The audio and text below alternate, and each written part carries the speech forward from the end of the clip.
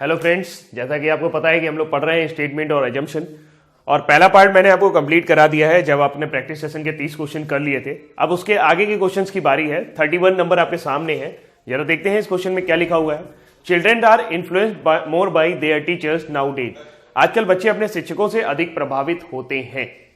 तो कुछ चीजें, जैसे ये सेंटेंस आप पढ़ते हो तो आपको ये लगेगा कि हाँ, ये बात सही तो कह रहा है कि आजकल जो बच्चे हैं वो अपने टीचरों से अधिक प्रभावित हो जाते हैं और अक्सर इम्प्रेस्ड होते हैं। वो क्यों होता है? क्या दिमाग में आ रहा है आपके? क्या बच्चे शिक्षकों को अपना आदर्श मानते हैं? बिल्कुल, ऐसा तो होता ही है कि बच्चे शिक्षकों को अपना आदर्श मानते हैं और इसीलिए वो उनसे अत्यधिक प्रभावित होते हैं। स्कूल में बच्चों के लिए एक बड़ी राशि खर्च की जाती है? नहीं, ऐसा तो कोई बात नहीं। इंग्लिश में जरा इसे पढ़ लीजिए। A large amount of children time is spent in school. मतलब अगर आपका ये पूर्व धारणा होती तो भी ये रॉन्ग होने वाली है, क्योंकि स्कूल में बच्चों के लिए एक बड़ी राशि खर्च की जाती है तो ये कोई बात ना हुई कि उनके ऊपर बड़ी राशि खर्च की जाएगी तो वो अपने टीचर से प्रभावित होने लगे। पहला, a large amount of children time is spent in school, कि बच्चों का बहुत सा समय स्कूल में बीतता है, इस वजह से वो प्रभावित हो जाते हैं। नहीं, ऐसा कुछ नहीं है कि जहां पे बच्चे ज्यादा टाइम देंगे तो वहां उससे प्रभावित हो जाएंगे। हाँ, ये है कि जब आपको ये लाइन सुनने को मिलेगी कि आजकल के जो बच्चे हैं वो अपने शिक्षकों से अधिक प्रभावित होते हैं, यानी कि अपने टीचर से बड़ा इंप्रेस हो जाते हैं, और थोड़ा सा वो इस वजह से ही होता है क्योंकि वो टीचर को अपना रोल मॉडल मानने लगते हैं। वो अपने टीचर को क्या मानने लगते हैं? वो अपने टीचर को ये मानने लगते हैं कि वो उनके मॉडल हैं, यानी कि वो उनको अपना आदर्श मानने लगते हैं। Then it will be correct. Next question की ओर जाते हैं। आसान क्वेश्चन था। लिखा हुआ है, यदि इंजीनियर बनना आसान है तो मैं एक इंजीनियर बनना नहीं चाहता। यानी ये जो बात मान लीजिए आप बोल रहे हो, मैंने आपको बताया ना पूर्व धारणा में आपको वक्ता बनना है यानी स्पीकर बनना है, और अगर ये बात आप बोलते हो तो अगर आप ऐसा कुछ कहते हो कि मैं इंजीनियर नहीं बनना चाहता क्योंकि इंजीनियर बनना आसान है, यानी कि आपके अंदर जो भावनाएं चल रही है वो क्या है? आप ऐसी कोई भी चीज नहीं करना चाहते जो आसान है। आप हमेशा वैसी चीजें करना चाहते हो जिनके पीछे कठिन परिश्रम होता है, जिनको थोड़ा करने में दिक्कत महसूस होती है।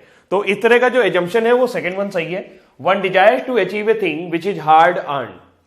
एक ऐसी चीज प्राप्त करने की इच्छा रखना जो कि जिसमें कठिन परिश्रम हो, तो इसलिए ये सेकंड वाला सही होगा। एक व्यक्ति पेशेवर होने की आकांक्षा, कहीं पर प्रोफेशनल होने की बात की गई है ऊपर। हाँ, इंजीनियरिंग जो है वो प्रोफेशनल कोर्स जरूर है, लेकिन वहां ऐसी उसकी इंजीनियर बनने की कोई इच्छा नजर नहीं आ रही है, तो ये चीज सेंटेंस के पेरीमीटर से बाहर हो जाएगी, इसलिए हम इसे सही नहीं मानेंगे। Then the second one will be correct. Next question की ओर चलते हैं हम लोग। लिखा हुआ है, the coffee powder of company X is quite better in taste than the much advertise coffee of company Y. तो यहां थोड़ा हिंदी में गड़बड़ हो गया है, प्रिंटिंग में देख लीजिए। इसको ऐसे पढ़िएगा, कंपनी वाई की बहुत सी विज्ञापित कॉफी की तुलना में। इस लाइन को पहले पढ़िएगा और इसको बाद में पढ़िएगा, मतलब इसके बाद आप यहां पर आओ, तब आपको समझ में आ जाएगा क्या कहना चाहता है। कि कंपनी वाई है वो एक कॉफी बनाती है, उसका बहुत एडवर्टाइजमेंट करती है, खूब दबा के एडवर्टाइजमेंट, मतलब हर जगह उसका एडवर्टाइजमेंट नजर आ रहा है और उसका हर जगह विज्ञापन नजर आ रहा है। कंपनी वाई की बहुत सी विज्ञापित कॉफी की तुलना में कंपनी एक्स का कॉफी पाउडर स्वाद में बेहतर है। तो यानी ये कहना चाहते हैं कि जिसका बहुत ज्यादा विज्ञापन किया जाता है, जरूरी नहीं वो चीजें ज्यादा अच्छी हो, उनसे अच्छी तो वैसी भी चीजें हो सकती हैं जिनका विज्ञापन कम किया जा रहा हो, यानी कि जिनका विज्ञापन कम किया जाए। तो लिखा हुआ है, यदि if your product is not good you spend more on advertisement. अगर आपका प्रोडक्ट अच्छा नहीं है तो आपको अपने प्रोडक्ट के ऊपर यानी एडवर्टाइजमेंट यानी विज्ञापन के ऊपर बहुत ज्यादा खर्चा करना पड़ेगा। तो ऐसा तो कुछ ऊपर जानकारी मिली नहीं है कि अगर आपका प्रोडक्ट अच्छा नहीं है तो आपको विज्ञापन पे और ज्यादा खर्चा करना चाहिए, ऐसी कोई बातचीत नहीं है ऊपर। Some people are tempted to buy a product by the advertisement. जैसा कि मैंने आपको बताया था कि विज्ञापन वगैरह अगर कभी भी दिए जाते हैं तो विज्ञापन और अपील हो या चेतावनी हो, इन चीजों का प्रॉपर असर होता है। इन चीजों का कोई भी चीज होगा तो ये हमेशा अनुसरण करती हैं। देन ये आपका सही होगा, second one will be as a assumption सही होगा। तो यहां पर सही आंसर होगा सेकेंड। आगे बात करते हैं, पढ़िएगा आराम से मेरे साथ। Apart from the entertainment value of television it's educational value can not be ignored. Television के मनोरंजन मूल्य के अलावा इसके शैक्षिक मूल्य को नजरअंदाज नहीं किया जा सकता। मतलब कहना वो ये चाहते हैं कि टेलीविजन मनोरंजन तो देता ही है, साथ साथ वो शिक्षा भी देता है, वो ज्ञान भी देता है। तो इसके बारे में, लोग टेलीविजन को केवल मनोरंजन का साधन मानते हैं। People take television to be means of entertainment only. The educational value of television is not realised properly. तो आपको क्या लगता है यहां पर क्या सही होना चाहिए? अगर हम बात करें तो लोग टेलीविजन, देखिए बोला गया है कि मनोरंजन मूल्य के अलावा, मतलब कहना चाहते हैं कि उसके शैक्षिक मूल्य को नजरअंदाज नहीं किया जा सकता, आपको उसके नजरअंदाज नहीं करना चाहिए, उसका शैक्षिक मूल्य भी है। इसका मतलब ये हो गया है कि लोग टेलीविजन को क्या मानते हैं, केवल मनोरंजन का साधन मानते हैं। ये एज एजम्पशन सही है, लोग वाकई में टेलीविजन को मनोरंजन का साधन मानते हैं। इसी वजह से उसने अपनी बात को जस्टिफाई करते हुए रखा है। कैसे जस्टिफाई करते हुए रखा है कि अगर लोग टेलीविजन को मनोरंजन का साधन मानते हैं तो इसका मतलब हो गया टेलीविजन के मनोरंजन मूल्य के अलावा इसके शैक्षिक मूल्य को नजरअंदाज नहीं किया जा सकता, then it will be correct. Television का शैक्षिक मूल्य ठीक से महसूस नहीं किया गया है, वो ये भी बिल्कुल सही है, तभी उसने ये बात कही है। मान लीजिए ये सेंटेंस आपने कहा होता, और जरा सोच के देखिए एजम्पशन को इस तरीके से कि क्या ये सेंटेंस आप इन दोनों सिचुएशन में दे सकते हो जब आपके दिमाग में ये बात चल रही हो कि लोग टेलीविजन को केवल मनोरंजन का साधन मानते हैं, तब उस सिचुएशन में आप इसका आंसर यही कर सकते हैं। तब आप बोल सकते हो, आपके दिमाग में ये बात चल रही हो कि लोग टेलीविजन को मनोरंजन का साधन मानते हैं, यार ये सही नहीं है, उसका शैक्षिक मूल्य भी है, तो एजम्पशन के तौर पे आप इसे सही मान सकते हैं। दूसरा, टेलीविजन का शैक्षिक मूल्य ठीक से महसूस नहीं किया गया है, टेलीविजन का जो एजुकेशनल वैल्यू है वो वाकई में रियलाइज नहीं की गई है, तभी तो आप ये बात कह रहे हो, आपके दिमाग में ये बात है ना, और जो बात दिमाग में है वो एजम्पशन है। देन यहाँ पे दोनों एजम्पशन आपके एकदम सही होने वाले हैं। अगले क्वेश्चन की ओर जाते हैं हम लोग।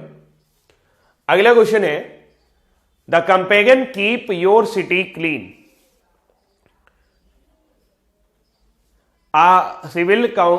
city clean started by the civil council did not evoke any response from the citizen। Civil council द्वारा शुरू किए गए अपने शहर को साफ रखें अभियान में नागरिकों द्वारा से कोई प्रतिक्रिया नहीं ली गई, या नागरिकों द्वारा कोई भी प्रतिक्रिया नहीं दी गई, यहां पर ऐसा होना चाहिए नहीं दी गई। did not evoke any response from the citizen, people do not desire to keep their city clean, the civil council has failed in its campaign।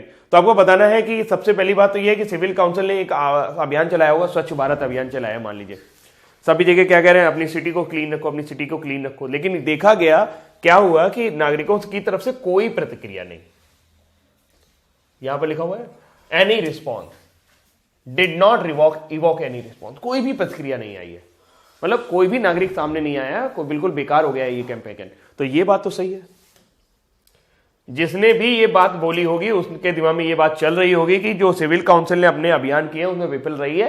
भाई साहब बहुत जोर शोर से प्रचार प्रसार किए थे, बहुत जोर शोर से प्रसार प्रसार किया था कि ये होगा वो होगा, और हुआ कुछ नहीं, कोई रिस्पॉन्स नहीं आया, यानी वो क्या हो गया, फेल हो गए, तभी तो ये बात कह रहा है वो एज एजम्पशन सही होगा। दूसरी बात, लोग अपने शहर को साफ रखने की इच्छा नहीं रखते, बिल्कुल सही बात है। अभी तो हाल फिलहाल देखिए, वो रखें चाहे ना रखें वो अलग बात है, लेकिन जिसने भी ये सेंटेंस दिया है कि नागरिकों ने कोई प्रतिक्रिया नहीं दी है, इसका मतलब लोग अपने शहर को साफ रखने की इच्छा नहीं रखते, क्योंकि अगर उन्होंने इच्छा रखी होती तो निश्चित रूप से रिस्पॉन्स दिया होता है। यहां पर दोनों ही एजम्पशन के रूप में सही होंगे।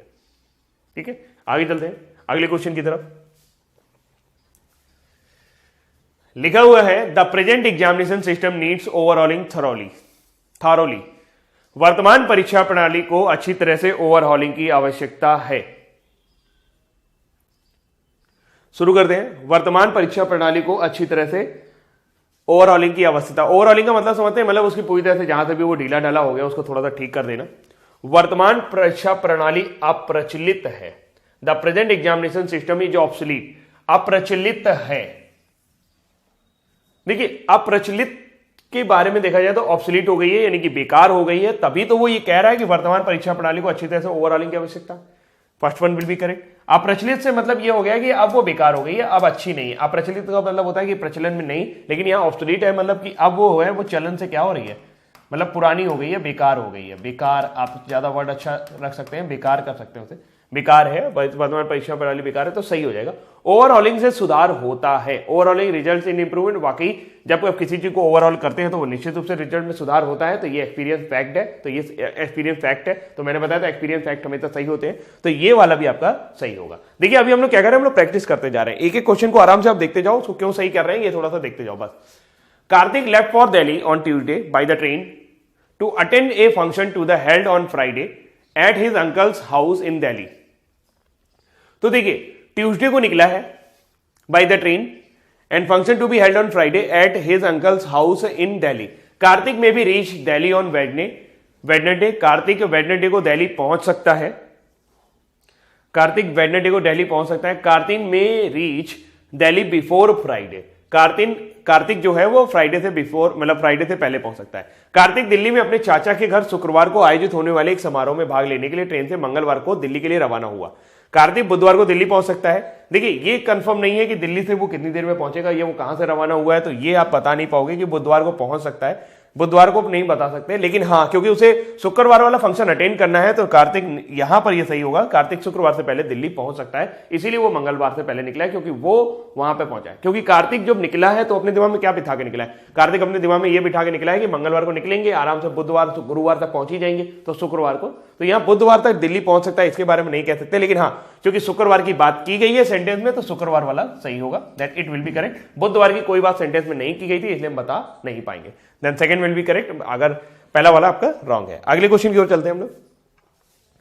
द सिविक अथॉरिटी, न्यायिक प्राधिकरण में स्थानीय निवासियों को सलाह दी है कि वे मच्छर भगाने वाले तत्वों का उपयोग करें तथा जाल के अंदर सोएं, क्योंकि बड़ी संख्या में लोग मलेरिया से पीड़ित हैं। The civic authority has advised the residents in the area to use mosquito repellents और sleep inside nets as the large number of people are suffering from malaria. Local resident, स्थानीय निवासियों के पास व्यवस्था करने के लिए पर्याप्त धन है। People may ignore and continue to get mosquito bites as they have other pressing needs, यानी उनके पास इसके अलावा भी और कुछ है, तो जिसकी वजह से वो हो सकता है कि इन बातों पर ध्यान ना दें। क्या लगता है आपको, नागरिक प्राधिकरण ने स्थानीय निवासियों को क्या सलाह दी है कि आप लोग मच्छर भगाने वाली चीजों को यूज करिए और जाल के अंदर सोइए, क्योंकि बड़ी संख्या में लोग मलेरिया से पीड़ित हैं। तो उन्होंने कहा है कि आप मच्छर भगाने वाले तत्व ले आइए, यानी कि मॉस्किटो कॉइल ले आइए, जाल ले आइए, और अगर उनको जरा भी लगता, यानी न्यायिक प्राधिकरण के अधिकारियों को जरा भी लगता कि लोगों के पास पैसे नहीं है, वो नेट नहीं खरीद पाएंगे, वो मॉस्किटो कॉइल नहीं खरीद पाएंगे, तो क्या वो उनको ये सलाह देते? उन्होंने सलाह दी है, और सलाह हमेशा अनुसरण करती है, तो व्यवस्था करने के लिए पर्याप्त धन है, बिल्कुल एग्जिस्टेंस है उसका, निश्चित रूप से होगा। फिर उसके बाद लोग मच्छर को काटने का अनदेखा कर सकते हैं और जारी रख सकते हैं, तो ऐसा कुछ नहीं पता चल पा रहा है, इसलिए second one will be wrong है। ये एब्सर्ड सा सेंटेंस है, इसके बारे में अपने आप को कटवाना जारी रखते हैं। भाई कौन कटवाना जारी रखेगा, चाहे जितनी जरूरी चीजें हो, मच्छर काट रहा है तो भाई दिक्कत तो होगी ना, तो ये ऐसा एब्सर्ड है और इसको कोई भी सही एजम्पशन के तौर पर नहीं मानेगा। अगले क्वेश्चन की ओर चलते हैं हम लोग। अगला, ऑपरेशन के बाद रोगी की स्थिति में सुधार होगा। The patient condition would improve after operation. किसी ने कहा इस स्थिति में रोगी का ऑपरेशन किया जा सकता है, इस स्थिति में रोगी का ऑपरेशन नहीं किया जा सकता है। देखिए, ऑपरेशन के बाद रोगी की स्थिति में सुधार होगा, और फिर लिखा हुआ है the patient can be operated upon in this condition and patient can not be operated upon this condition. देखिए, उन्होंने साफ साफ कहा है कि ऑपरेशन के बाद रोगी की स्थिति में सुधार होगा, यानी अभी वो क्या करने जा रहे हैं, ऑपरेशन करने का पूरा मूड बना चुके हैं, और तो ऑपरेशन किया जा सकता है, यानी कि ये स्थिति उसकी अभी ऐसी है कि उसका ऑपरेशन किया जा सकता है, क्योंकि यहां ऑपरेशन करने की बात हो रही है, और जबकि यहां पर क्या हो गया, ऑपरेशन नहीं करने की बात हो रही है, इसलिए सेंटेंस के पेरीमीटर से बाहर है, इसलिए ये एज एजम्पशन आप सही नहीं मानेंगे। क्लियर? चलो अगले क्वेश्चन की तरफ चलते हैं हम लोग। अगला क्वेश्चन देखो क्या कहता है।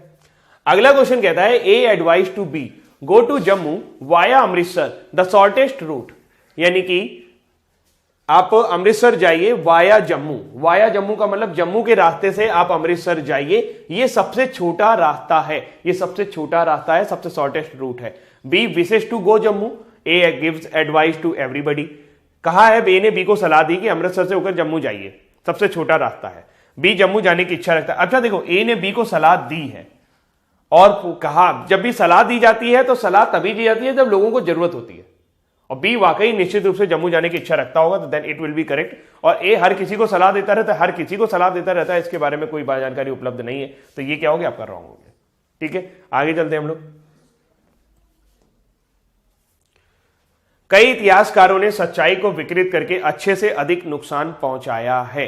देखिए हुआ क्या है, many historians have done more harm than good by distorting truth. देखिए होता क्या है कि इतिहासकार करते क्या है, इतिहासकार आपके फैक्ट बताते हैं जिससे आपको इतिहास के बारे में नॉलेज होती है, और उन अनुभवों से आप कुछ सीखते हो, उन एक्सपीरियंसेस से आप कुछ सीखते हो, उन एक्सपीरियंस से सीखने के बाद आप आगे बढ़ते हो। लेकिन कभी इस सेंटेंस के कहने का मतलब यह है कि कुछ इतिहासकार ऐसे होते हैं जो उल्टा सीधा फैक्ट दे देते हैं, जो सही फैक्ट नहीं देते, और अगर हम उनके फैक्ट को सही मान के काम करते हैं तो हमें नुकसान होता है। तो कुछ इतिहासकारों ने ऐसा किया है कि उन्होंने जितना अच्छा करना चाहिए था उससे अधिक नुकसान किया है, जो अच्छा कर सकते थे उन्होंने अच्छा नहीं किया, उसकी जगह नुकसान कर दिया है। लिखा हुआ है पहला, लोगों का मानना है इतिहासकारों द्वारा बताई गई है। People believe that body reported by the historian, यानी कि जो लोग जो इतिहासकार बताते हैं वो लोग मानते हैं। इसके कहने का मतलब यह है कि इतिहासकारों द्वारा बताई गई बातें लोग मानते हैं, ऐसा है, लोग मानते हैं, ऐसा कर लीजिएगा, इतिहासकार द्वारा बताई गई बातें लोग मानते हैं। तो सही बात है, हम सभी जानते हैं, ये एस्टेब्लिश फैक्ट है, बिल्कुल सही बात है कि हिस्टोरियन ने अगर कोई उनकी बात ना मानता तो क्या वो नुकसान कर पाते? जी उन्होंने नुकसान किया है, इसका मतलब लोगों ने उनकी बात को मान लिया है। आगे, इतिहासकारों को सच्चाई का वर्णन करने की उम्मीद है।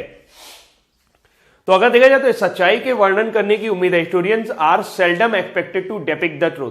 यहां पर सेल्डम का मतलब कभी कभार क्या कर देते हैं, वो सही तथ्य रख देते हैं। तो यहां पर देखिए कभी कभार की कोई बात नहीं की गई, उनके किसकी बात की गई है? उनके जो डिस्टॉर्टिंग ट्रुथ की बात की गई है, यानी वो ट्रुथ यानी जो भी सच्चा होता है, सच्चाई होती है, उसको डिस्टॉर्ट कर देते हैं। जबकि यहां पर क्या किया गया, उसको क्या historians are depict the truth, यानी वो सच्चाई बताने के बारे में बात कर रहा है। यहां सच्चाई ना बताने के बारे में बात कर रहा है, यहां सच्चाई बताने के बारे में बात कर रहा है, इसलिए ये एज एजम्पशन सही नहीं होगा। देन फर्स्ट आपका जो 41 का आंसर होगा that will be A will be correct, यानी कि 1 will be correct, people believe in that.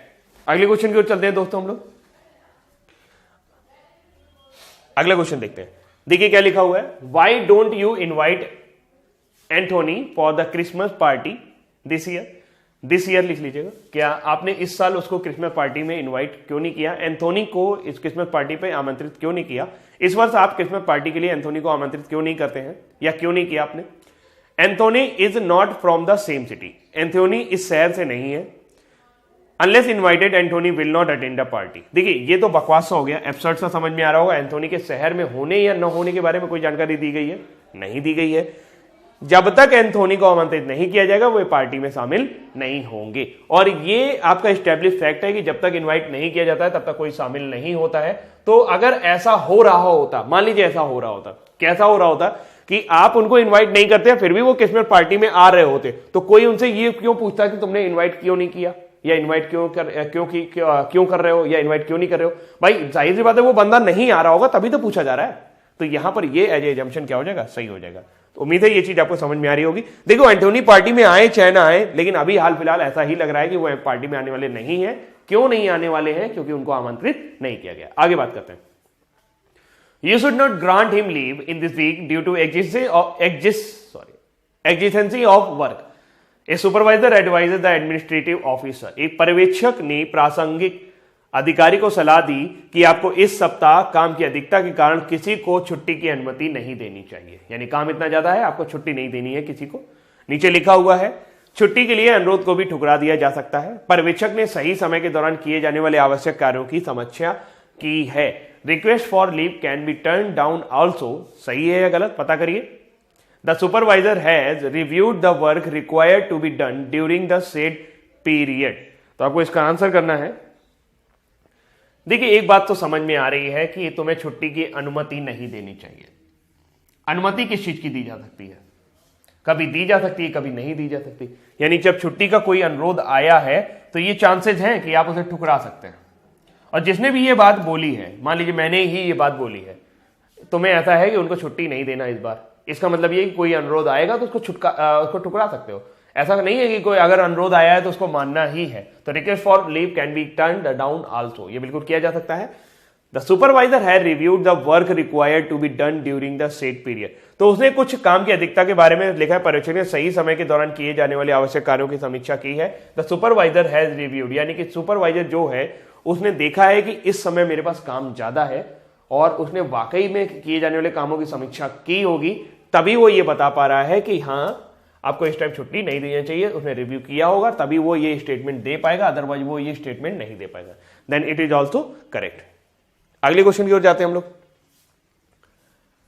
The bridge was built at the cost of 128 crore. Even civil bus services is not utilising it. What a pity to see it grossly underutilized.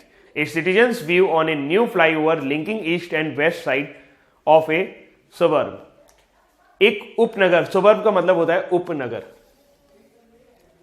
तो एक citizen है यानी एक नागरिक है, उसने 128 करोड़ की लागत से पूर्व और पश्चिम के बीच को जोड़ने वाले एक पुल के ऊपर एक दृष्टिकोण दिया। उसने कहा कि यह क्या फायदा हुआ यार, 128 करोड़ रुपए का पुल बना दिए, जो सिविल बसेज हैं वो भी तो उस पर नहीं जाती हैं।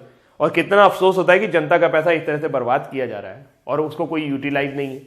नीचे लिखा हुआ है पहला वाला, the building of such bridges does not serve any public objective, there has to be some accountability and utility of money spent on public project.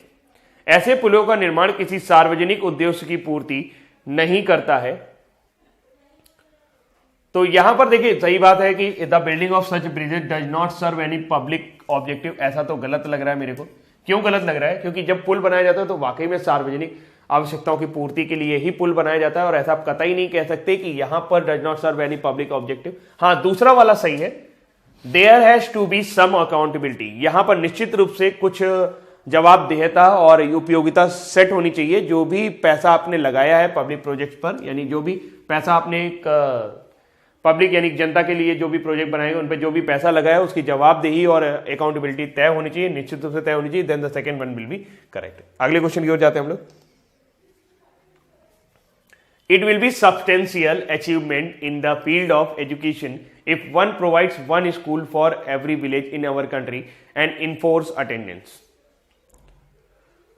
यह शिक्षा के क्षेत्र में एक बड़ी उपलब्धि होगी यदि कोई हमारे देश के प्रत्येक गांव के लिए एक स्कूल प्रदान कर दे और उनकी उपस्थिति को लागू करता है। लिखा हुआ है children in village do not attend school regularly. यहां पर बात की गई है इनफोर्स अटेंडेंस की। इनफोर्स अटेंडेंस का मतलब यह हुआ कि उपस्थिति को लागू भी करवाएं, ऐसा ना हो कि केवल स्कूल खोल दिए और खंडेर पड़े हुए उनमें जा कोई नहीं रहा।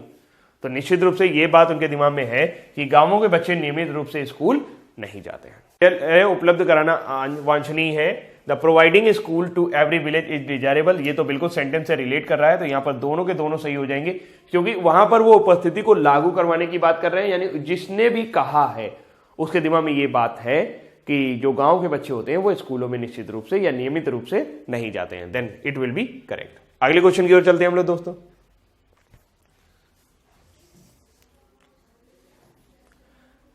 Statement: lack of stimulation in first 4 or 5 years of life can have adverse consequence. जीवन के पहले 5 में से 4 वर्षों में प्रोत्साहन की कमी के प्रतिकूल परिणाम हो सकते हैं। तो यहां पर अगले बात करते हैं। नीचे लिखा हुआ a great part of development of observe intelligent occurs in earliest years of life, यानी कि जो आपकी बुद्धि का प्रेक्षित बुद्धि का जो भी आपका बुद्धि होती है, यानी जो भी आपका इंटेलिजेंस डेवलप होता है और उसका एक बड़ा हिस्सा जीवन के प्रारंभिक वर्षों में डेवलप हो जाता है। तो बिल्कुल उन्होंने यही बात की है, जीवन के पहले 5 से 4 वर्ष। तो ये सही है, एकदम सही बात है कि जो वो कहना चाहते हैं उससे रिलेट कर रहा है सेंटेंस। अगला, 17 साल में 50% बुद्धि 4 साल की उम्र की बुद्धि के बराबर अनुमानित है, यानी कि 50% of the measurable intelligence at the age of 70 is already predictable by the age of 4, यानी कि 4 साल की बुद्धि में जितना भी आपके पास बुद्धि है, जितना भी इंटेलिजेंस पावर है, वो 17 साल की बुद्धि का 50% आपको पता चल जाता है कि हाँ ये बच्चा अभी इतने का है तो 17 साल में कितने का होगा, ये आपको अभी से पता चल जाता है। 50% तो आप अंदाजा लगा ही सकते हो, 50% तो प्रेडिक्ट कर ही सकते हो। Then the right answer will be second. यहां पर 17 साल कह के थोड़ा सा मामला गड़बड़ा दिया है, क्योंकि 17 साल ही क्या लिया गया, क्या 12 साल में नहीं कर सकते, क्या 13 साल में नहीं कर सकते? और सबसे बड़ी बात है 17 साल के बारे में ऊपर कोई जानकारी नहीं दी गई है, जिसकी वजह से यहां पे 17 साल का एक डेटा प्रयोग करना गलत रहेगा। ये चीज सही नहीं है, डेटा की सही से उपलब्धता नहीं है, सही ढंग से आंकड़े उपलब्ध नहीं कराए गए हैं। आगे चलते हैं। Guest should be provided lunch, यानी जो मेहमान आएंगे उनको लंच दिया जाना चाहिए। ए ने बी से कहा, बताया जब तक कहा ना जाए तब तक दोपहर का भोजन उपलब्ध नहीं कराया जाता। मेहमान दोपहर के भोजन के दौरान रहेंगे, क्या एजम्पशन लगा सकते हो यहां सर? बिल्कुल, अगर देखा जाए तो यहां पर ए ने बी से कहा है कि मेहमानों को दोपहर का भोजन उपलब्ध कराना है और कराना चाहिए। मेहमानों को दोपहर का भोजन उपलब्ध कराना, तो कौन सा भोजन उन्हें मिलना चाहिए? दोपहर का। तो इसका मतलब निश्चित रूप से मेहमान दोपहर के भोजन तक रहेंगे, अदरवाइज नहीं रह रहे होते, जा रहे होते, तो क्या दोपहर के भोजन की बात की जा रही होती? जी नहीं बात की जा रही होती। ओ सॉरी, ये सही है, एकदम सही है ये। अगले क्वेश्चन की बात करें, जब तक ना कहा जाए तब तक दोपहर का भोजन उपलब्ध नहीं कराया जाएगा। ए ने बी से कहा है, और इस कहने का मतलब ये है अगर ऐसा ना होता तो ए बी से नहीं कहता, वो कह रहा है ना कि नहीं मेहमानों के लिए दोपहर का भोजन उपलब्ध कराया जाना है, तो then the first one will be correct. ये दोनों ही आपके क्या है? सही है। अगले क्वेश्चन की ओर चलते हैं हम लोग। The education of a student at college level not taking into account maintenance expenses cost 400 rupees a year collegiate education is thus drawing heavily upon the national resources on often an impoverished community. So college education should be restricted to a brilliant few. Collegiate स्तर पर एक छात्र की शिक्षा रख रखाव के खर्चों को ध्यान में नहीं रखते हुए एक वर्ष में 400 रुपए खर्च होते हैं। इनको ध्यान रखते हुए 400 रुपए खर्च होते हैं। Into account not taking into account maintenance expenses, अगर मतलब इनका सब आप ध्यान न रखें तो एक वर्ष में 400 रुपए फिर भी खर्च होते हैं। कॉलेज शिक्षा में इस प्रकार का एक कमजोर समुदाय के राष्ट्रीय संसाधनों पर भारी पड़ रही है, तो कॉलेज की शिक्षा को कुछ अच्छे तरीकों के साथ सीमित कर देना चाहिए। Our resources are very limited. Only a few students should be admitted to the college. केवल कुछ कॉलेज में कुछ छात्रों को प्रवेश देना चाहिए। यहाँ पर ये बात की गई है। देखिए, सबसे पहली बात तो यहाँ पर कोई भी आदमी है वो किसके बारे में बात कर रहा है, पहले सेंटेंस अच्छे से समझ लेते हैं। कॉलेजिएट स्तर पर छात्र की शिक्षा रख रखाव के खर्चों को ध्यान में नहीं रखते हुए अगर आप उसको ना ध्यान में रखें तो एक वर्ष में 400 रुपए खर्च हो जाते हैं। The education of a student at college level not taking into account maintenance expenses cost 400 year. अगर आप मेंटेनेंस रख रखाव के शिक्षा पे केवल अकेले शिक्षा पे 400 रुपए खर्च हो जाते हैं, अगर आप उनके रख रखाव के खर्चों पर ध्यान ना दें तो भी, मतलब कोई कॉलेज स्टूडेंट्स है तो उसकी शिक्षा पर अगर आप मेंटेनेंस के खर्चों को छोड़ दें तो भी उनकी शिक्षा पर कम से कम 400 रुपए खर्च हो जाते हैं। इसलिए कॉलेज शिक्षा एक ऐसी चीज है जिसका बहुत ज्यादा बोझ पड़ रहा है, हमारे नेशनल राष्ट्रीय संसाधनों पर बहुत ज्यादा बोझ पड़ रहा है। इसलिए कॉलेज एजुकेशन को कुछ हद तक बहुत अच्छे तरीकों से सीमित कर देना चाहिए, बहुत अच्छे तरीके से कुछ ऐसे तरीके निकालने चाहिए जिससे इस खर्चे को बचाया जा सके। आप सेंटेंस समझ पाए? सेंटेंस में कहने का मतलब यह है कि कॉलेज की जो शिक्षा है उसको इतना उसमें अगर आप केवल शिक्षा के पार्टों को ले लें और इस पार्ट को छोड़ दें, किस पार्ट को, जिसमें मेंटेनेंस है, उनके रख रखाव है, इस पार्ट को छोड़ दें तो भी प्रत्येक स्टूडेंट पर 400 रुपए खर्च होते हैं मिनिमम। और इस तरह की कॉलेज शिक्षा हमारे संसाधनों पर, हमारे राष्ट्रीय संसाधनों पर बहुत ज्यादा बोझ बनी हुई है। तो अगर कॉलेज शिक्षा को कुछ अच्छे तरीकों के साथ इनका क्या कर देना, सीमित कर देना चाहिए। तो यहां पर यह बोला जा रहा है our resources are very limited, हमारे रिसोर्स बहुत संसाधित हैं। तभी तो, क्यों? क्योंकि ये हमारे क्या कर रहा है, हमारे जो रिसोर्स हैं वो लिमिटेड है, तभी तो इसके ऊपर ये नेशनल रिसोर्स के ऊपर भारी पड़ रही है जो शिक्षा है। तो ये सेंटेंस आपका सही है, क्योंकि उनको हमारे संसाधनों की चिंता है जो कि बहुत सीमित हैं, और सीमित हैं इसीलिए कॉलेज की जो शिक्षा है उसमें हम इम्प्रोवाइज नहीं कर सकते, मतलब उसको इस तरह से नहीं कर सकते कि बहुत सारा धन उसके ऊपर दे दिया, हमको कुछ ना कुछ उसके लिए बचा के रखना पड़ेगा। दूसरा, केवल कॉलेजों में कुछ छात्रों को प्रवेश दिया जाना चाहिए, इसके बारे में अगर देखा जाए तो ये चीज आपका सेंटेंस एज एजम्पशन सही नहीं है, क्योंकि कुछ छात्रों को प्रवेश दिया जाना चाहिए ये चीज सही नहीं है। पहला वाला तो ठीक है, हमारे संसाधन थोड़े से सीमित हैं क्योंकि उसकी चिंता व्यक्त की गई है, वहां पर चिंता व्यक्त की गई है, हमारे संसाधन सीमित है, उनमें से भी कॉलेज शिक्षा ऐसा लिए जा रही है, कॉलेज शिक्षा वैसा लिए जा रही है, तो निश्चित रूप से हमारे संसाधन क्या है, सीमित है, ये सही रहेगा। अगले क्वेश्चन की ओर चलते हैं।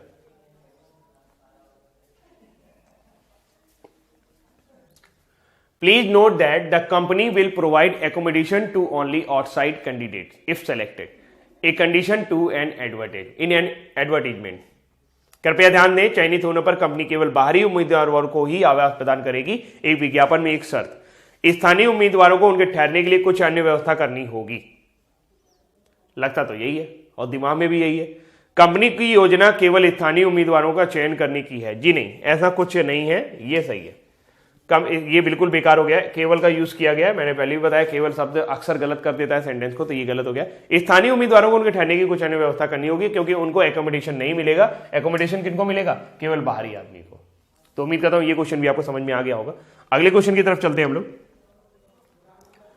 अगला question, because of the large number of patrols in the road hacks reaching airport in the time has become difficult. सड़क एक्स में गड्ढों की बड़ी संख्या के कारण समय पर हवाई अड्डा पहुंचना मुश्किल हो गया है। समय पर हवाई अड्डा तक पहुंचना हमेशा आवश्यक नहीं हो सकता। हवाई अड्डे के लिए कोई अन्य सुविधाजनक सड़क नहीं है।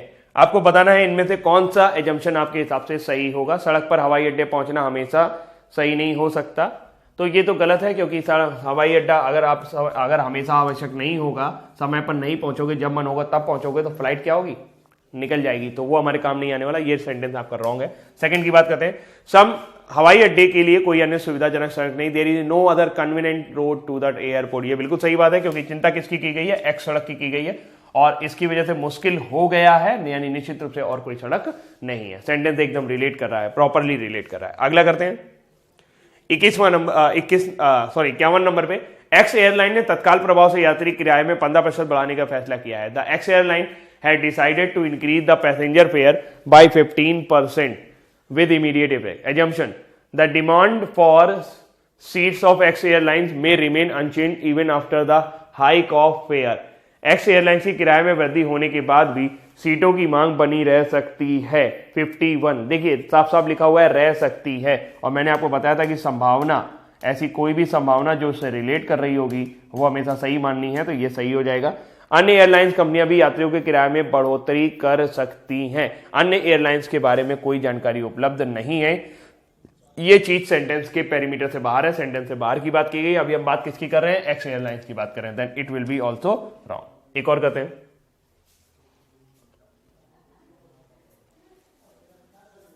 If I am not well you will have to go for the meeting, a manager tells his subordinate. यदि मैं ठीक नहीं होता हूं तो आपको मीटिंग के लिए जाना होगा। एक प्रबंधक अपने अधीनस्थ के कहा, यानी कि एक कभी कभी ऐसा होता है कि हम लोग ठीक नहीं होते हैं तो हम लोग कहते हैं बेटा तुम चले जाना हमारी जगह मीटिंग में, तो वैसे ही एक प्रबंधक है अपने अधीनस्थ से कह रहा है। लिखा हुआ है it is not necessary that only manager level personal attend the meeting. यह आवश्यक नहीं है कि केवल प्रबंधक स्तर के कर्मचारी ही मीटिंग उपस्थित हों। तो बिल्कुल सही है, वो कह रहा है अपने अधीनस्थ को कहा चले जाना यदि मैं ठीक नहीं होता। तो जिस मीटिंग की बात हो रही है उस मीटिंग में ये जरूरी नहीं है कि केवल प्रबंधक स्तर का कर्मचारी है, उनका अधीनस्थ भी आएगा तो भी चल जाएगा। तो ये बिल्कुल सेंटेंस से रिलेट कर रहा है और बिल्कुल प्रॉपर तरीके से रिलेट कर रहा है, तो ये चीज क्या है आपकी एकदम सही है। दूसरा, यदि प्रबंधक ठीक है तो वह खुद के मीटिंग में जाना चाहेगा, यानी खुद से मीटिंग में जाना चाहेगा। If the manager is well he would himself like to go for the meeting. बिल्कुल सही बात है, क्योंकि उसने कहा है कि यदि, यानी जब मैं ठीक नहीं होगा तब तुम चले जाना, यानी अगर मैं ठीक होऊंगा तो मैं चला जाऊंगा। तो बिल्कुल सही है, वो जाना चाहेगा, एकदम सही आंसर है, दोनों सही है। यहां पर आगे बात करते हैं, यह है स्टेटमेंट एजम्पशन कथन। हमारे कार्यालय में समय की पाबंदी लाने के लिए हमें अपने कर्मचारियों को वाहन भत्ता प्रदान करना होगा, कंपनी के इंचार्ज कार्मिक प्रबंधक से कहा। तो वाहन भत्ता समय की पाबंदी लाने में मदद नहीं करेगा। दूसरा, अनुशासन और प्रतिफल हमेशा साथ साथ होने चाहिए। Discipline and reward should always go hand in hand. तो देखिए एक चीज समझिए, क्या कह रहा है, हमारे कार्यालय में समय की पाबंदी लानी है। इसका मतलब यह है कि लोग समय की पाबंद नहीं है, लिए हमें अपने कर्मचारियों को वाहन भत्ता प्रदान करना होगा। तो सबसे बड़ी बात तो यह है कि कंपनी के इंचार्ज कार्मिक प्रबंधक से कहा। कार्मिक प्रबंधक ने क्या कहा कि अगर हम वाहन भत्ता देंगे तो लोग समय से आएंगे, वो तो यही मानता है, लेकिन ये क्या कह रहा है, वाहन भत्ता समय की पाबंदी लाने में मदद नहीं करेगा। यानी कि ये सेंटेंस हो गया आपका कॉन्ट्रेरी। ये ऊपर कोई बात की जा रही है उसका विरोधाभास है। ऊपर कह रहा है कि मदद करेगा और नीचे कह रहा है मदद नहीं करेगा, तो ये आपका रॉन्ग रहेगा। सेकंड, अनुशासन और प्रतिफल हमेशा साथ साथ चलने चाहिए। समय की पाबंदी डिसिप्लिन के अंतर्गत आती है और वाहन भत्ता अगर प्रदान करेंगे तो ये एक तरह का रिवॉर्ड हो जाएगा। तो ये सही बात है कि डिसिप्लिन और reward should always go hand in hand. बिल्कुल सही बात है, ये ऐसा होता ही है। जब आप रिवॉर्ड देते हैं तो डिसिप्लिन आता है, डिसिप्लिन आता है तो आप रिवॉर्ड देते हो, तो then it will be correct. Second will be correct. ये ऐसी धारणा है जो पूरी दुनिया मानती है, पूरी दुनिया मानती है यानी सभी लोग इसको सही मानते हैं, then it will be correct. Next question पर जाते हैं हम लोग। नेक्स्ट क्वेश्चन की बात करें हम लोग, you know that your suit is excellent when people ask about your tailor who tailored the suit. आप जानते हैं कि आपका सूट अच्छा है जब लोग आपके टेलर के बारे में पूछते हैं कि जिस टेलर से आपने सूट सिलवाया। तो ऐसा हो सकता है कि लोग आपसे कहें नहीं कि आपका सूट अच्छा है, लेकिन हो सकता है आपसे बार बार पूछे कि ये तुमने किससे सिलवाया है। तो इसका मतलब यह है कि आप जान जाइएगा कि आपका सूट अच्छा है, कहना यही चाहते हैं। यदि आपका सूट नहीं अच्छा है तो लोग आपके दर्जी के बारे में नहीं पूछेंगे। लोग एक अच्छे सूट की मापदंड को जानना चाहते हैं, लोग एक अच्छे सूट के मापदंड को जानना चाहते हैं। इसके बारे में बात करते हैं हम लोग। पहली बात तो देखिए, यदि आप जानते हैं कि आपका सूट अच्छा है तो लोग आपके टेलर के बारे में पूछते हैं। यदि आपका सूट नहीं अच्छा है तो लोग आपके दर्जी के बारे में नहीं पूछेंगे। सीधी सी बात यह है कि ये प्रॉपर्ली रिलेट कर रहा है सेंटेंस, तो ये एकदम क्या हो जाएगा, सही हो जाएगा। दूसरा, लोग एक अच्छे सूट के मापदंड को जानना चाहते हैं, ऐसा तो कुछ जानकारी उपलब्ध नहीं है कि अच्छा सूट कैसा होता है। वो दर्जी के बारे में जानना चाहते हैं, आपने सिलवाया कहां से है। और अगर आपका सूट अच्छा नहीं होगा, देखिए लिखा हुआ है आप जानते हैं कि, do you know, you know that, आप जानते हैं कि your suit is excellent when people ask. जब लोग आपके टेलर के बारे में पूछ रहे हैं मतलब आपका सूट अच्छा है, और जब लोग आपके टेलर के बारे में नहीं पूछ रहे तो मतलब आपका सूट अच्छा नहीं है। सीधी सी बात है, एकदम रिलेट कर रहा है प्रॉपर तरीके से। थोड़ा सा आपको लग सकता है कि ये रीस्टेटमेंट हो जा रहा है, यानी कि जैसा कहा गया है वैसा कहा जा रहा है, नहीं, बात बदल दी गई है। दूसरी चीज, ये ऑब्जर्जन भी नहीं हुआ है, सेंटेंस में किसी भी चीज का अपोजिट नहीं लिया गया, सेंटेंस को ऊपर नहीं करके दूसरे तरीके से कहा गया है, मतलब दोनों का एक निकल रहा है। रीस्टेटमेंट नहीं है, एज इट इज नहीं है। लिखा हुआ है यदि आपका सूट अच्छा नहीं है, क्योंकि यदि का प्रयोग किया हुआ है और यहां पर प्रयोग किया है आप जानते हैं कि, तो ये पूरा का पूरा रीस्टेटमेंट नहीं है, ध्यान रखिएगा। रीस्टेटमेंट होता है तो हम इसे गलत मानते हैं।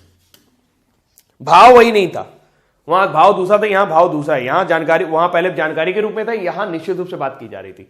आगे बात करते हैं, लिखा हुआ है all existing inequalities can be reduced if not utterly eradicated by action of governments और by revolutionary change in government। तो कहने मतलब है कि चाहे सरकार कोई कार्रवाई कर ले या सरकार में कोई क्रांतिकारी परिवर्तन ले आए तो भी सभी मौजूदा असमानताओं को कम तो किया जा सकता है, लेकिन इनको पूरी तरह से हटाया नहीं जा सकता। जैसे हिंदू मुसलमान के बीच में असमानता है, सरकार चाहे या कुछ चेंजेस हो तो जिसकी वजह से हो सकता है कि ये जो आपका असमानता है वो दूर की जा सके, लेकिन ये पूरी तरह से समाप्त नहीं की जा सकती। पहला लिखा हुआ inequality is a man made phenomena, असमानता एक मानव निर्मित घटना है। दूसरा, कोई भी व्यक्ति स्वेच्छा से उसे नहीं छोड़ेगा जो उसके पास है। दोनों एजम्पशन को ढंग से पढ़िए और बताइए, क्या असमानता मानव निर्मित है? समझिए कि यहां पर लिखा हुआ है कि असमानता एक मानव निर्मित घटना है और कोई भी व्यक्ति स्वेच्छा से उसे नहीं छोड़ेगा जो उसके पास है। No person would voluntary part with what he possesses. कोई भी व्यक्ति उसे स्वेच्छा से यानी कि खुद उसमें भाग नहीं लेगा जो कि उसके पास है। तो इसका सीधा सा मतलब यही, कोई व्यक्ति स्वेच्छा से उसे नहीं छोड़ना चाहेगा जो कि उसके पास है। तो ये तो थोड़ा सा गलत हो गया, क्योंकि यहां पर इस तरह के जो भी सेंटेंस आपको दिया वो इस पेरीमीटर में नहीं है। यहां व्यक्ति के अधिकार की कोई बात ही नहीं हो रही है, व्यक्ति अपने जो उसके पास है नहीं है उसके बारे में कोई बातचीत नहीं है। आगे, असमानता एक मानव निर्मित घटना है, इसके बारे में भी कोई जानकारी उपलब्ध नहीं है कि असमानता किसके द्वारा निर्मित है। असमानता मानव निर्मित द्वारा है कि किसी और द्वारा है, लेकिन हां आप ये कह सकते हैं कि असमानता मानव निर्मित द्वारा घटना हो सकती है, असमानता मानव निर्मित द्वारा हो सकती है या मानव द्वारा निर्माण किया जा सकता है। तो ये बिल्कुल सही है। अभी हाल फिलहाल क्या है, असमानता जो है, असमानता को कम तो किया जाए लेकिन पूरी तरह से उन्मूलन नहीं। तो इसके बारे में जानकारी, ये मानव निर्मित है, ये ह्यूमन मेड है या नहीं है, इसके बारे में जानकारी उपलब्ध ना होने के कारण ये हम दोनों सेंटेंस गलत करेंगे। आगे चलते हैं।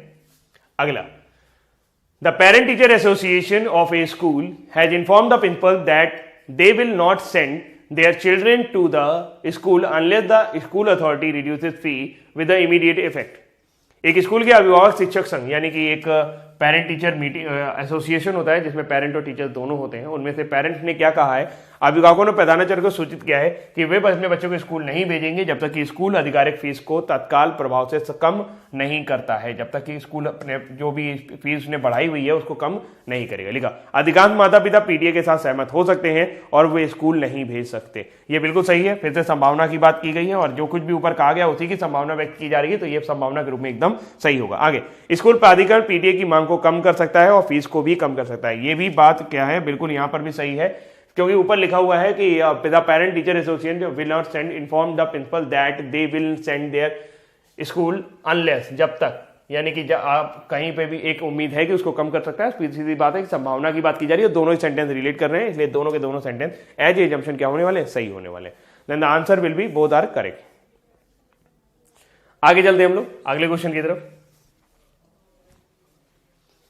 The state government has abolished the scheme of providing concessional air tickets to the student। राज्य सरकार ने छात्रों को रियायती हवाई टिकट प्रदान करने की योजना को समाप्त कर दिया है। छात्र भविष्य में हमें हवाई यात्रा नहीं करेंगे। जो छात्र हवाई यात्रा करते हैं वो हवाई टिकट का खर्च वहन कर सकते हैं। तो थोड़ा सा इसके बारे में देखते हैं। यहां पर ये एक क्वेश्चन थोड़ा सा आप इसको अभी रहेंगे ना, यहाँ पे अगला क्वेश्चन भी टिक हो गया है, अब इसको रहने देना। आप सिर्फ ये देखना 57 नंबर पे क्या लिखा हुआ है, student will not travel by air in future. The student who resort to travel by air can bear the expenses of the air ticket. पहली बात तो यह है कि राज्य सरकार ने छात्रों को रियायती हवाई टिकट बंद कर दिए हैं। अब राज्य सरकार बनना होगा आपको, राज्य सरकार बनकर सोचें आपने ये निर्णय क्यों लिया होगा। छात्र भविष्य में हवाई यात्रा नहीं करेंगे इसकी ये तो सोच के नहीं लिया होगा, लेकिन आपने ये जरूर सोचा होगा कि जो हम लगा रहे थे ना रियायत, उसको देने की कोई जरूरत नहीं है। जो छात्र हवाई यात्रा करते हैं वे हवाई टिकट को बियर कर सकते हैं। इसका मतलब ये क्या हुआ, ये सही हो गया। Second number will be correct, क्योंकि ये बात आपको दिमाग में रही होगी तभी आपने इसको एबॉलिशमेंट किया है। ठीक है, चलिए सेकंड विल बी करेक्ट। अगले क्वेश्चन पर चलते हैं हम लोग। अगले क्वेश्चन कुछ इस तरीके का है, ensure a good night is sleep for your family with safe and effective x mosquito coil. अपने परिवार के लिए रात की सुरक्षित अच्छी नींद के लिए एक्स मच्छर कॉइल का प्रयोग करें। लिखा हुआ है एक्स मच्छर का तार किसी भी एक्स मच्छर का कॉइल किसी भी अन्य मच्छर कॉइल की तुलना में बेहतर है। एक अच्छी रात की नींद वांछनीय है। तो देखिए यहाँ पर अन्य मच्छर कॉइल के बारे में कोई बातचीत नहीं की है, उन्होंने अपने का एडवर्टीजमेंट किया है कि अगर आप रात की सुरक्षित अच्छी नींद चाहते हैं तो मॉस्किटो लगाएं, सॉरी मॉर्टिन लगाएं, तो मॉर्टिन अच्छी होगी, उन्होंने मानी होगी, लेकिन अन्य से अच्छी है इसके बारे में तुलना नहीं कर सकते। दूसरा, हमें जानकारी नहीं उपलब्ध है दूसरे मच्छर कॉइल अच्छे हैं या नहीं। सेकेंड वन, एक अच्छी नींद वांछनीय है, तो अगर हम इसकी बात करें तो ये बात एकदम सही है, वाकई में ऊपर बात की गई है कि अगर आपको अच्छी नींद चाहिए तो एक्स मच्छर कॉइल का प्रयोग करें, ये रिलेशन एकदम सही है। Next, the government has set up a fact finding mission to look into the possible reasons for the recent violence in the area. सरकार ने क्षेत्र में हाल ही की हिंसा से संभावित कारणों पर गौर करने के लिए एक तथ्य खोज मिशन की स्थापना की है। मिशन घटनाओं के बारे में विश्वसनीय जानकारी देने के साथ सक्षम हो सकता है। क्षेत्र के लोग मिशन के साथ सहयोग कर सकते हैं और घटनाओं से संबंधित विस्तृत जानकारी देने के लिए आगे आ सकते हैं। सरकार ने क्या किया है कि हिंसा के संभावित कारणों की खोज करने के लिए खोज मिशन की स्थापना की है, यानी कि एक कमेटी डिसाइड की है जो ये पता लगाएगी कि वाकई में क्या हुआ था वहां पर। मिशन घटनाओं के कारण विश्वसनीय जानकारी देने के में सक्षम हो सकता है। बिल्कुल सही बात है कि जो मिशन है वो सरकार तो यही मानती है कि वो विश्वसनीय जानकारी देंगे, वो रिलायबल जानकारी देंगे और वो क्रेडिबल इंफॉर्मेशन देंगे अबाउट द इंसिडेंट, तो ये बिल्कुल सही है। और यहाँ पे मे बी का प्रयोग किया गया है, संभावना के कारण एजम्पशन यानी कि आपकी पूर्व धारणा को बल मिलता है, तो ये सही है। दूसरा, क्षेत्र के लोग मिशन के साथ सहयोग कर सकते हैं और घटनाओं से संबंधित विस्तृत जानकारी देने के लिए आ सकते हैं। क्षेत्र के लोग मिशन के साथ सहयोग कर भी सकते हैं, नहीं भी कर सकते, इसके बारे में कोई जानकारी उपलब्ध नहीं है, लेकिन हाल फिलहाल हम लोग क्या मानेंगे कि क्षेत्र के लोग मिशन के साथ सहयोग कर सकते हैं, तो ऐसा कर भी सकते हैं और नहीं भी कर सकते, तो एक संभावना है, तो बिल्कुल कर सकते हैं। करेंगे कर देता तो गलत हो जाता, लेकिन अभी कर सकते हैं तो ये सही है। सेकंड और फर्स्ट दोनों ही सही है। तो अभी के सेशन का ये एजम्पशन का आखिरी क्वेश्चन है आपके लिए, और उम्मीद करता हूं कि अभी आपको काफी कुछ समझ में आ गया होगा कैसे आपको एजम्पशन चेक करना है। लिखा हुआ है, शहर के बस परिवहन निगम ने शहर में पॉइंट ए और बी के बीच चलने वाली 3 बसों के मार्गों को बदलने का फैसला किया है ताकि उन्हें आर्थिक रूप से व्यवहार्य बनाया जा सके। देखिए, कहीं ए और बी के बीच में बसेस चल रही होंगी जिसकी वजह से प्रॉफिट नहीं आ रहा होगा, अब कोशिश की जा रही है कि उससे प्रॉफिट आने लगे ताकि व्यवहार बनाया जा सकता है। तो इन बसों को संशोधित मार्गों पर अधिक यात्री मिल सकते हैं, बिल्कुल यही ध्यान में रखा गया होगा।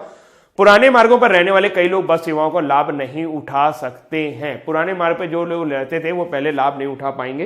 तो 60, तो यहां पर देखिए पुराने मार्गों के बारे में ऐसी कोई बातचीत नहीं की गई। नए रूट में जो थे वो पुराने मार्ग डिजाइन और ओल्ड रूट में नॉट अवेल, तो ऐसा नहीं है, वो आगे पीछे जाके अपने रास्तों को फायदा उठा सकते हैं। तो ये आपका सही नहीं है, ये सेंटेंस के साथ प्रॉपर्ली रिलेट नहीं कर रहा है। तो उम्मीद करता हूं ये लेसन आपको समझ में आया होगा और कई सारी चीजें आपको क्लियर हो गई होंगी। 60 क्वेश्चन कर चुके हैं हम लोग स्टेटमेंट एंड एजम्पशन में।